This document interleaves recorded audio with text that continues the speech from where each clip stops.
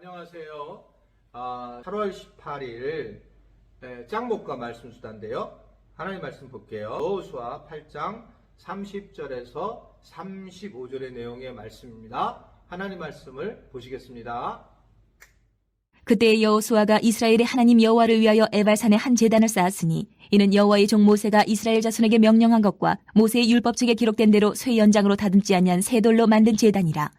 무리가 여호와께 번제물과 화목제물을 그 위에 드렸으며 여호수아가 거기서 모세가 기록한 율법을 이스라엘 자손의 목전에서 그 돌에 기록하매 온 이스라엘과 그 장로들과 관리들과 재판장들과 본토인뿐 아니라 이방인까지 여호와의 언약궤를 맨 레위 사람 제사장들 앞에서 궤의 좌우에 서되 절반은 그리심 산 앞에 절반은 에발 산 앞에 섰으니 이는 전에 여호와의 종 모세가 이스라엘 백성에게 축복하라고 명령한 대로 하니라.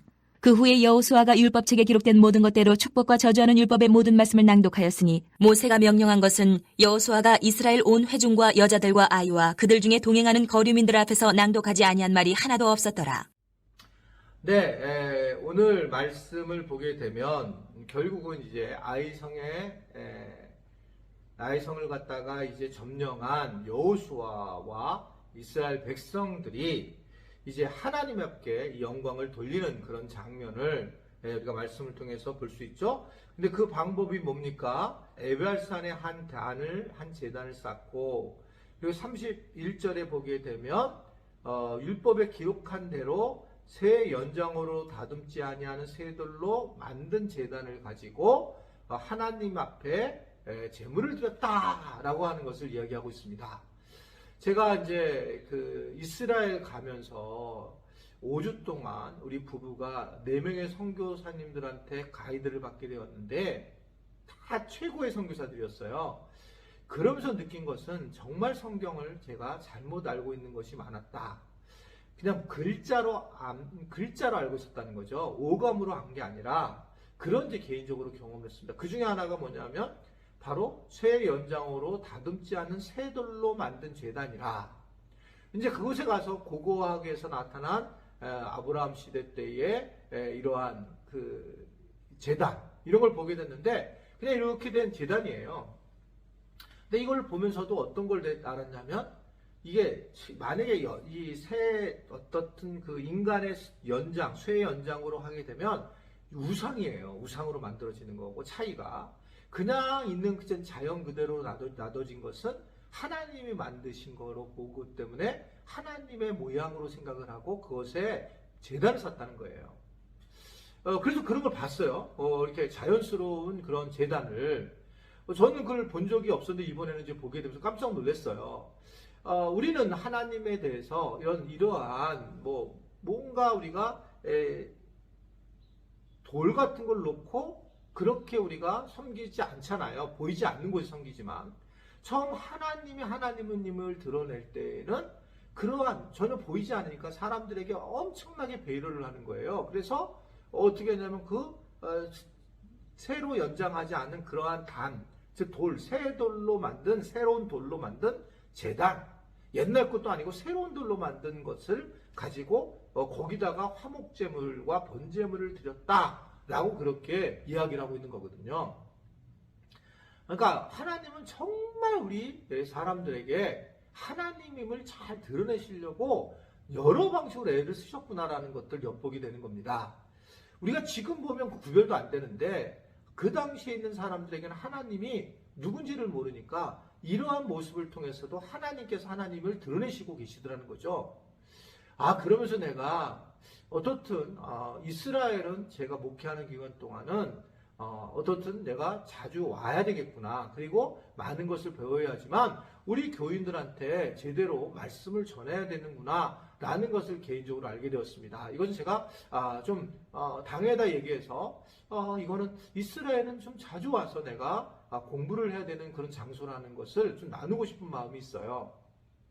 어떻든 간에 이 돌을 지금 여호수아가 얘기를 하면서 하나님께 향하는 그런 마음을 갖고 거기에 율법을 갖다가 쓰게 하고 그리고 이들이 집중적으로 그 하나님께 영광을 돌리는 그런 장면이잖아요. 하나님의 방식은 바로 이 돌 안에 갇히는 것이 아니라 그 모양을 통해서 인간에게 하나님임을 드러내고 그렇게 드러내는 이유는 그 돌, 하나님이라고 하는 그런 쇠연작으로 만들지 않은 쇠돌이 제단이 됐을 때 하나님께 영광을 정말 돌릴 수 있도록 하나님의 배려가 있다는 거죠. 저는 그 신앙에서 가장 중요한 것을 성육신으로 보는 거거든요. 성육신이라는 것은 요한복음 1장 14절에 말씀인 것처럼 말씀이 육신이 되어 우리 가운데에 거하심에 우리가 그 말씀을 보니 육신을 보게 되니 영광이었다. 이렇게 얘기를 하고 있죠. 영광이 충만했다라고 얘기를 해요. 말씀과 영광이 충만했다라고 얘기를 하고 있어요. 하나님이 우리에게 다가오시기 위해서 예수님이라고 하는 하나님의 자녀, 하나님의 외아들을 보내주셨다는 거죠. 그런데 그분은 우리와 같은 똑같은 인간이다. 그래서 그분을 통해서 하나님을 우리가 어떤 분인지를 알게 했죠. 십자가에 달려 돌아가심으로. 그래서 예수님이 우리와 똑같은 모습을 보면서 저분이 우리를 위해서 달려 돌아가셔서 우리의 죄를 대속해 주셨구나라는 걸 보여주셨죠. 그래서 저는 성육신이라고 보는데 이 성육신이 우리가 인생에 살아갈 때 다른 사람에게서도 성육신 삶으로 다가서야 되고 이것이 성찬의 삶으로 다갔을 때 내가 다른 사람에게 성찬을 나누어주는 삶을 살아가야 되는 것이 바른 믿음의 삶이다라고 볼 수 있는 겁니다. 이게 하나님께 영광을 돌리는 거예요. 오늘 마찬가지인데 여호수아가